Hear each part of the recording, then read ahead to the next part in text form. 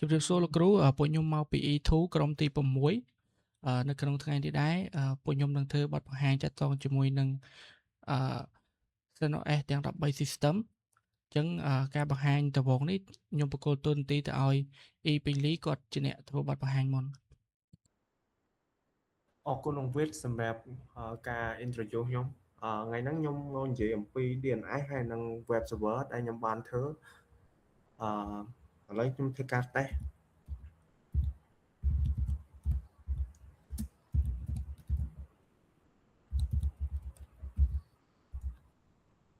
វាឃើញថាវាស្គាល់ហើយឥឡូវខ្ញុំធ្វើការ test ទៅ web server ម្ដង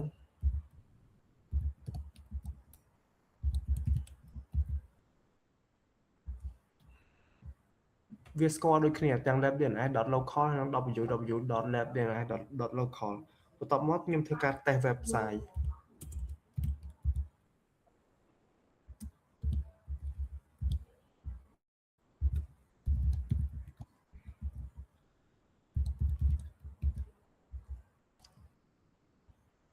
ឃើញធម្មតាខ្ញុំធ្វើការ test website ម្ដងទៀតតែ test របៀប web server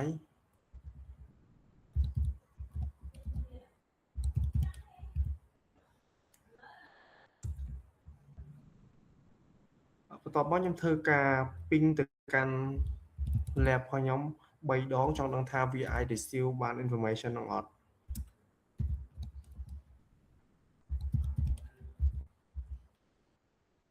ខ្ញុំធ្វើការ ping ម្ដងទៀតដោយសារខ្ញុំបក clear ខ្ញុំធ្វើការ ping 3ដងទៅកាន់ lab DNS .local របស់ខ្ញុំ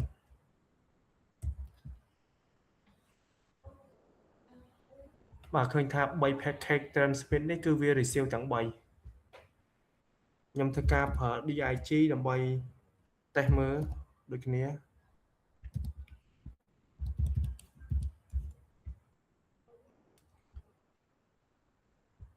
បន្ទាប់មកទៀតចុងក្រោយគឺខ្ញុំ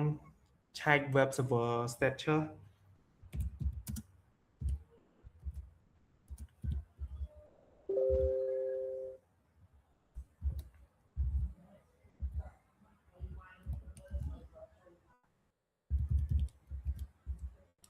បាទនេះជា status របស់ web server របស់ខ្ញុំសម្រាប់ DNS server ហើយនិង web server គឺខ្ញុំមានតែប៉ុណ្ណឹងសុកហេងគាត់នឹង demo ពី function ដែលគាត់បានធ្វើបន្ទាប់បាទអរគុណពេញលីអញ្ចឹងចំណុចបន្តខ្ញុំធ្វើតាក់ទងទៅលើ file server អញ្ចឹងខ្ញុំធ្វើការចូលកាន់ user ហើយខ្ញុំធ្វើការ file server ខ្ញុំធ្វើការជាមួយនឹង Samba service អញ្ចឹងខ្ញុំធ្វើការ start នៅ service របស់ខ្ញុំសិន sudo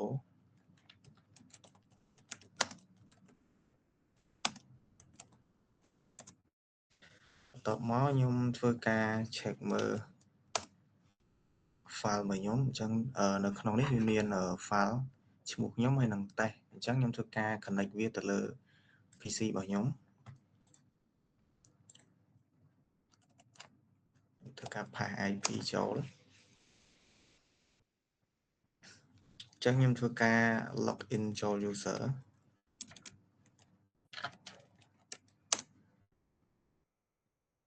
ភ្លេច bypass password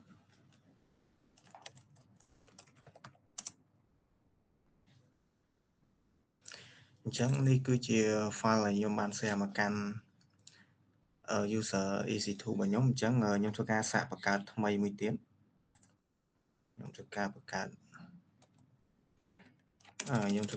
ក្នុងនេះមកទៅខ្ញុំធ្វើការបង្កើត folder ថ្មីមួយ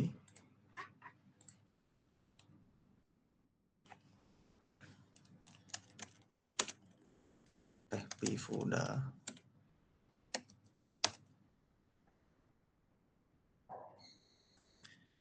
ចឹងខ្ញុំធ្វើការទៅ check មើលក្នុងនេះ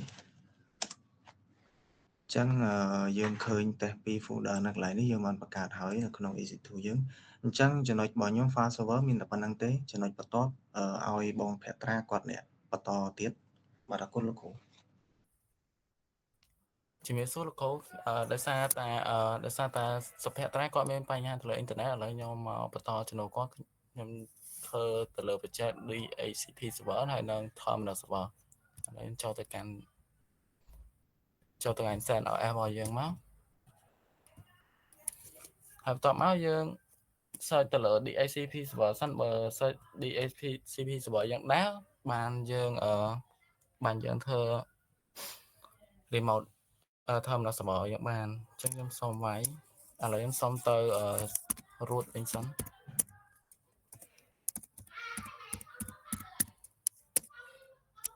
ឥឡូវយើងបានចូលមកដល់ root ហើយយើងសុំ check ទៅលើ DHCP server ដែលយើងថាវាបានដំណើរការអត់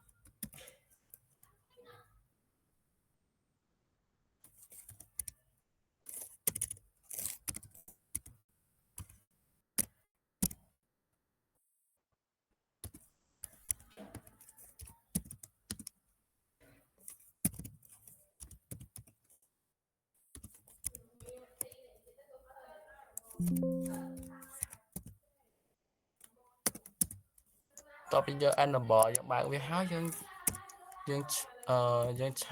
ង start វា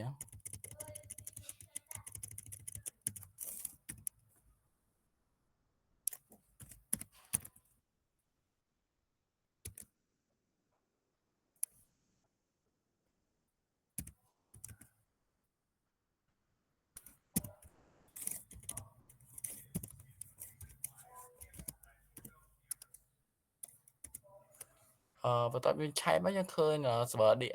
DHCP យើង server យើងដើរធម្មតាអញ្ចឹងយើងអាច check ទៅលើ remote server របស់យើងដែលនិយាយបានថា terminal server ហ្នឹងយើងជាដំបូងយើងចូលទៅ file ដែលផ្ទុកសិន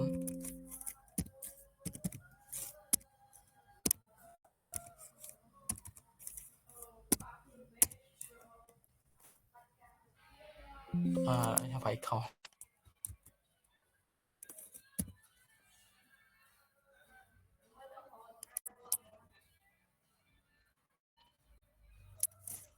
ខ្ញុំភ្លេចដក clear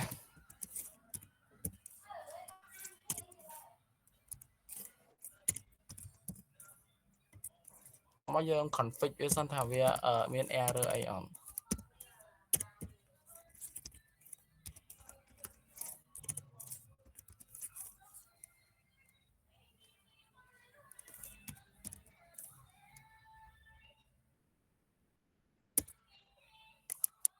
ថាវាដំណើរការថាវា error អីអត់នៅពេលដែលយើង config ហើយវានឹង load បានអញ្ចឹងយកអត់មាន load error អីទេអញ្ចឹងយើងចូល Mac មកយើងត្រឡប់មកទៀតតើយើងត្រឡប់មកហើយយើង install វាមក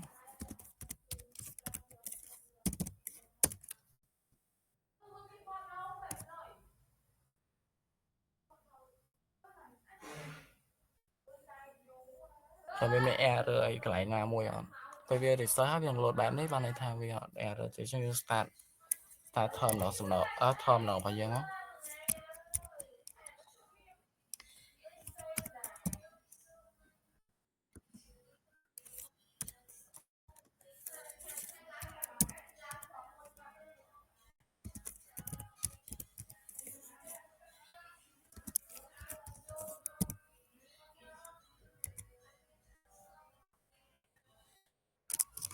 ហើយវាយខុសទៀត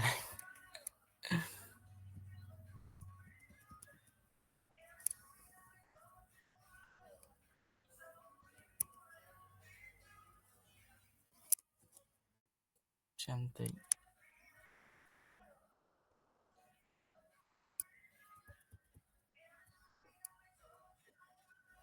stop តិចបានអត់ stop តិចចាំខ្ញុំថាហើយទៅទៀតនៅតែវាយ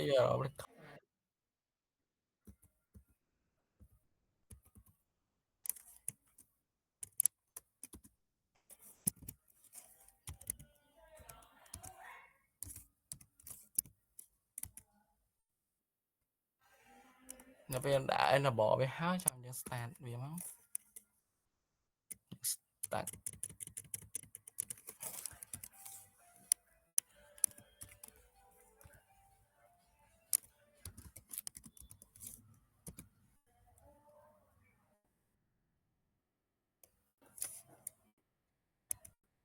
ហើយ server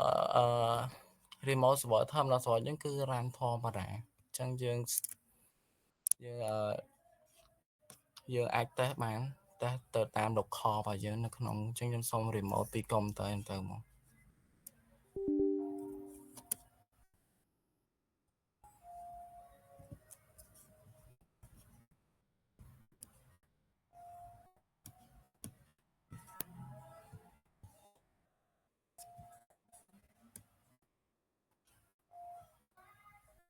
boss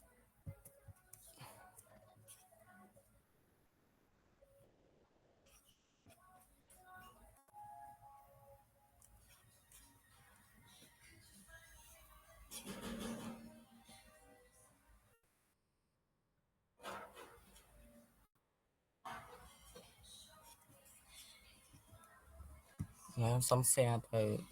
screen ទាំងអស់ហ្មងហ្នឹងស្រួល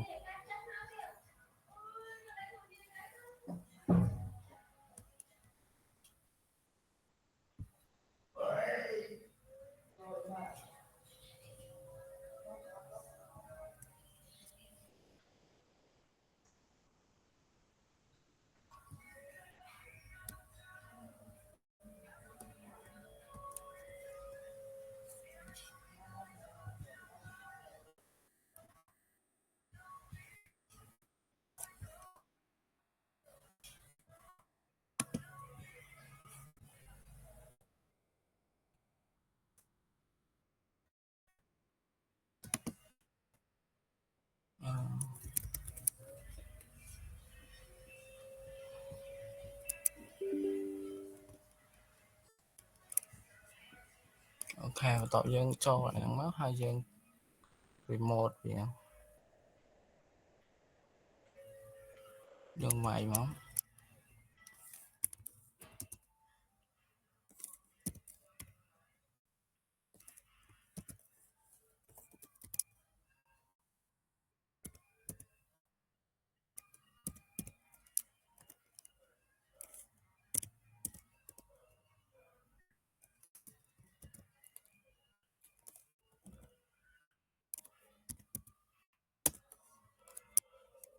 គឺយើងអាច remote ចូលបានហើយសម្រាប់ការ remote server ខ្ញុំគឺអាច remote បានអញ្ចឹងគឺវាបាទខ្ញុំសូមបញ្ចប់ការ presentation របស់ខ្ញុំមានតែប៉ុណ្្នឹងឯង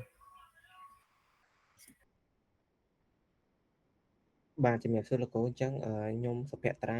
ដែលចំណុចរបស់ខ្ញុំដែលធ្វើតាក់ទងមានពីរហ្នឹងគឺទី1តាក់ទងជាមួយនឹង database server ហើយនិង backup server អញ្ចឹងបច្ចុប្បន្ននេះនៅលើនេះខ្ញុំមាននៅម៉ាស៊ីន CentOS មួយអញ្ចឹងខ្ញុំបានទៅឡើង database Postgres ហើយនិង MySQL អញ្ចឹងខ្ញុំអាចឆែកទៅមើល status របស់វាតិចសិន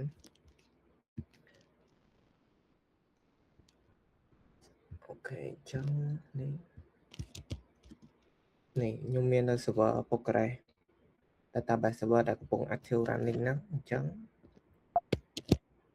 ខ្ញុំអាចធ្វើការ command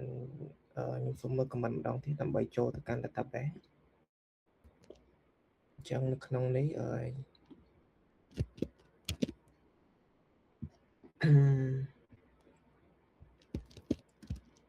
អូខេអញ្ចឹងខ្ញុំចូលមកដល់ database ហើយខ្ញុំអាចប្រើ command \l ដើម្បី link ទៅលើ database របស់យើងទាំងអស់អញ្ចឹងនៅក្នុងនេះខ្ញុំមាននៅ database មួយឈ្មោះ group member អញ្ចឹងខ្ញុំអាចធ្វើការ command \c connect ដើម្បីទៅ connect ទៅ database មួយហ្នឹង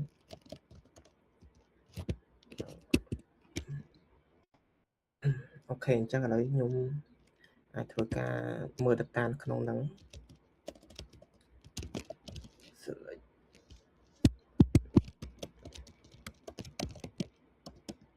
អូខេនេះគឺជាទិន្នន័យដែលមាននៅក្នុង database ទាំងអស់ហើយនេះវា run នៅលើ server អញ្ចឹងយើងក៏អាច access ពីខាង client ទៅបានដែរដោយខ្ញុំមាន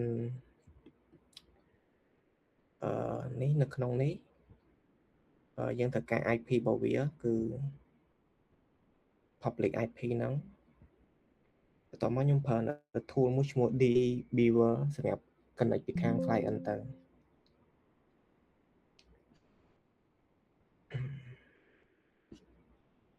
អញ្ចឹងអានេះគឺជាបច្ចេករបស់ខ្ញុំមុនអញ្ចឹងខ្ញុំមាននៅ AWS Postgres នេះនៅក្នុង connection យើងអាចធ្វើការ edit connection បានអញ្ចឹងអីដែលយើងត្រូវដូរនោះគឺតាក់ទងជាមួយនឹង hosting ហើយចំពោះ port ចំពោះ database authentication នេះគឺយើងទុកនៅដែរអូខេអញ្ចឹងគឺវា tick ឯងបានន័យថាវា connect អីអញ្ចឹងនៅក្នុងនេះយើងអាចពលាមើលបានទៅមួយ database ហើយschema អញ្ចឹងនៅក្នុងនេះ table មាន table user មួយយើងអាច view data បាននេះគឺជា data ដែលយើងចេញមកពីខាង server មកអញ្ចឹងហ្នឹងគឺផ្នែក database server គឺខ្ញុំមានប៉ុណ្ណឹងបន្តខ្ញុំចូលទៅដល់មួយចំណុចទៀតគឺតាក់ទងជាមួយនឹង backup server អញ្ចឹង backup server ខ្ញុំមានម៉ាស៊ីន SANOS 2គឺនេះបានន័យថានេះគឺជាម៉ាស៊ីន main របស់ខ្ញុំតែនៅក្នុងនេះខ្ញុំមាននៅ folder មួយគឺ student score នេះហើយនៅក្នុងហ្នឹងខ្ញុំមាន file ចំនួន9អញ្ចឹងខ្ញុំចង់ធ្វើការ backup file ទាំងអស់ហ្នឹងមកកាន់ server មួយទៀតនេះអញ្ចឹងដើម្បី backup បានគឺយើងប្រើ command មួយដែលមកពី tool recent នៅក្នុង SANOS គឺវាមានហើយ tool ហ្នឹងអញ្ចឹងធ្វើការ copy មកអូខេអញ្ចឹងអីដែលយើងត្រូវដូរហ្នឹងគឺតាក់ទងតែជាមួយនឹង IP របស់ម៉ាស៊ីនដែលយើងចង់ backup ទៅទេអានេះខ្ញុំធ្វើការដូររួចហើយកន្លែងនេះអញ្ចឹងយើងអាចធ្វើការចុច send ទៅអូខេអញ្ចឹងមកដល់វាបានថា send success ហើយអញ្ចឹងនៅក្នុងនេះនៅក្នុងម៉ាស៊ីនទី2របស់យើងនេះយើងអាចចូលទៅមើលសូមទៅការចេញសិន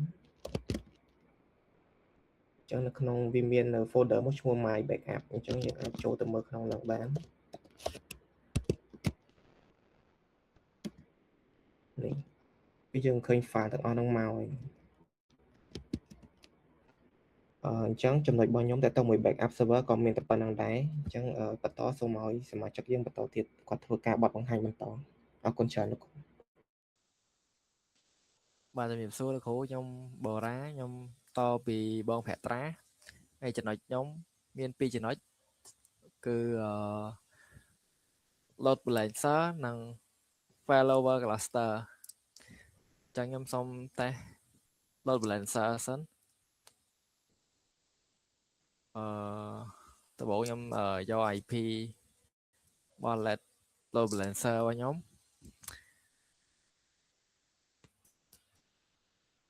ទៅសាម៉េងវាសាម៉េង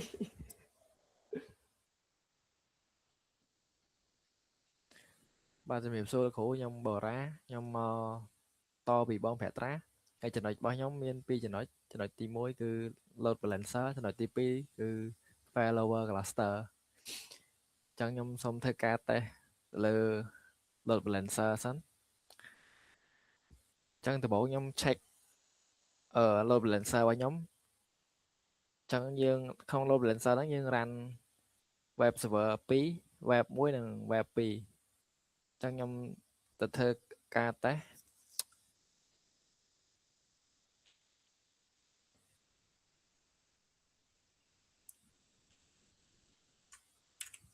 អញ្ចឹងនេះ IP load balancer របស់ខ្ញុំ 192.168.28.129 តើមកខ្ញុំ refresh អញ្ចឹងweb server របស់ខ្ញុំវានឹង switch គ្នាទៅវិញទៅមករហូតគឺ server 2ហើយនិង server 1អញ្ចឹងweb server 2ហ្នឹងវាធ្វើការមួយគ្នាបើ web server មួយណា down ឬក៏មានអ្នក access ចូលច្រើនពេកវានឹងឆ្លាស់គ្នាធ្វើការអញ្ចឹងខ្ញុំ ខ្ញុំឧទាហរណ៍បិទ web server ទី1ចេញ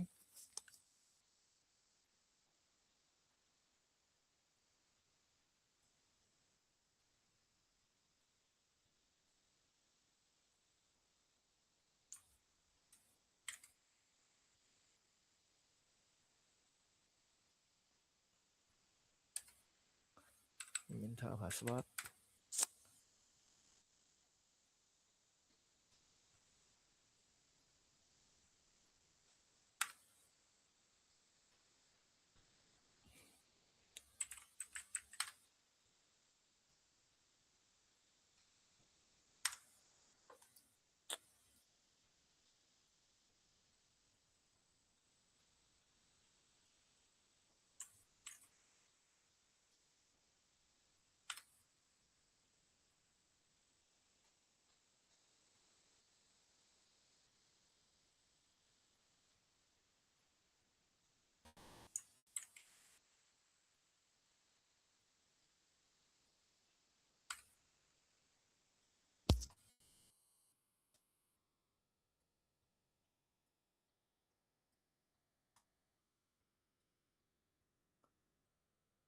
បាទអញ្ចឹងនេះខ្ញុំបាន stop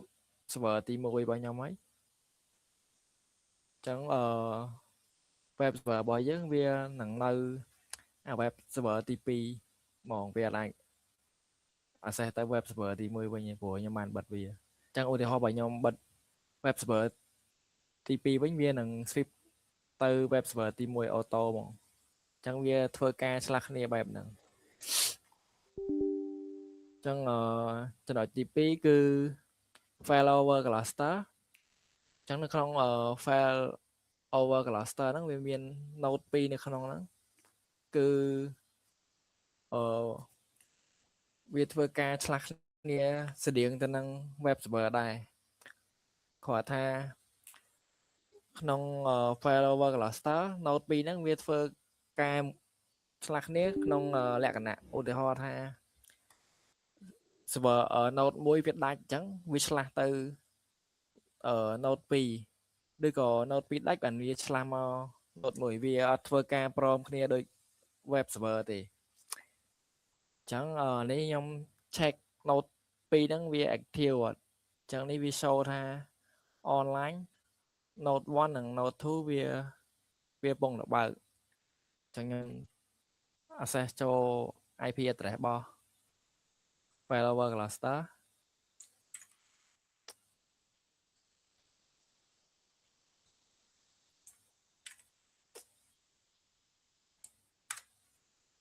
អញ្ចឹងលើ browser យើងវាដាក់ this is node 1អញ្ចឹងមានន័យថា server យើងកំពុងធ្វើការលើ node 1អញ្ចឹងឧទាហរណ៍ថាខ្ញុំបិទ node 1អញ្ចឹងវានឹង switch ទៅ node 2 auto អញ្ចឹងវាទៅធ្វើការលើ node 2ម្ដងវាខុសគ្នាត្រង់ web server ត្រង់ថា web server វាធ្វើការឆ្លាស់គ្នាវាធ្វើការដំណើរគ្នាអញ្ចឹងតែ node អត់តែវាធ្វើការដាច់តម្លៃពីគ្នាឧទាហរណ៍ server មួយបិទវាទៅធ្វើការនៅ server មួយទៀតអញ្ចឹងឥឡូវខ្ញុំឧទាហរណ៍ថាខ្ញុំបិទ node 1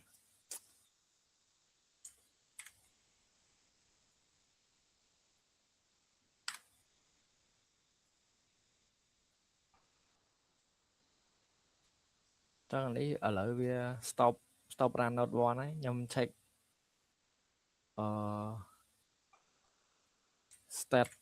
status វាមើល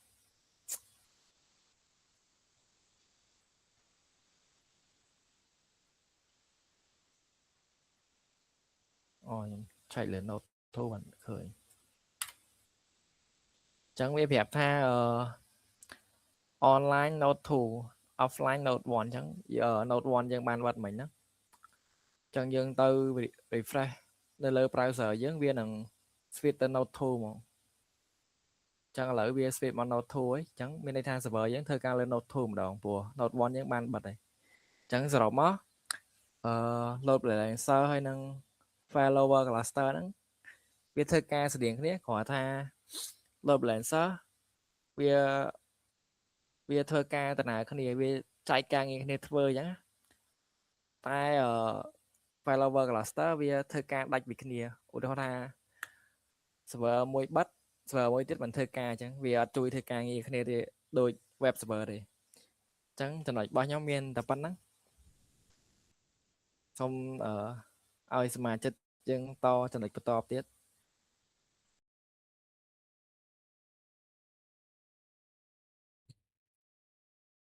អញ្ចឹងខ្ញុំសូមធ្វើការបន្តពីបូរ៉ាដែលចំណុចរបស់ខ្ញុំធ្វើការ demo តាក់ទងពីរចំណុចគឺទី1តាក់ទងមួយ VPN ទី2តាក់ទងជាមួយនឹង FTP អញ្ចឹងដំបូងខ្ញុំធ្វើការ demo តាក់ទងជាមួយនឹង VPN អញ្ចឹង VPN នេះគឺយើងតម្រូវឲ្យមាន file មួយខ្ញុំបើក file ឲ្យមើលមក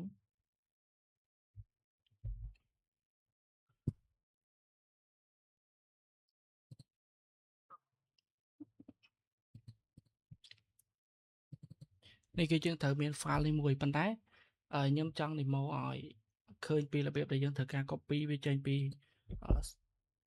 channel S មកអញ្ចឹងខ្ញុំបាយចូលទៅកាន់ terminal អូខេខ្ញុំ copy comment សិនព្រោះខ្ញុំ copy វាទុកដែរ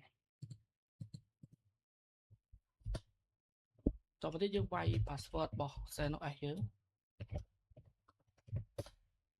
អូខេអញ្ចឹង file របស់យើង copy បានជោគជ័យ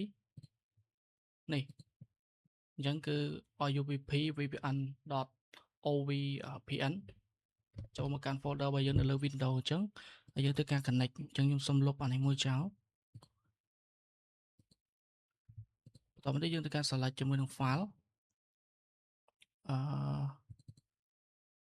VPN អូយតាក់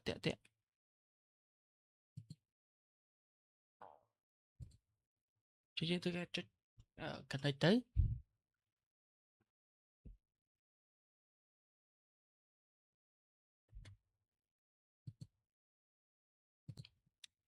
អញ្ចឹងដោយសារតែមិញយើងខុស IP អញ្ចឹងខ្ញុំក៏បានកែ IP ហើយអញ្ចឹងយើងធ្វើការចុច connect មកអញ្ចឹងរបស់យើងនឹងដើរដំណើរការជាធម្មតាតទៅជាមួយនឹង VPN អញ្ចឹងកន្លែងនេះគឺបញ្ចប់តទៅមួយ VPN ខ្ញុំធ្វើការ disconnect វាវិញដោយសារវាអាចមានបញ្ហាអ៊ីនធឺណិតដែរព្រោះយើងឆេង VPN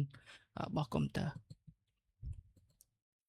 អញ្ចឹងចំណុចបន្តទៀតខ្ញុំធ្វើការ demo តទៅជាមួយនឹងFTP នេះ IP របស់យើងយ៉ាមកហើយអញ្ចឹងយើងធ្វើការវាយ password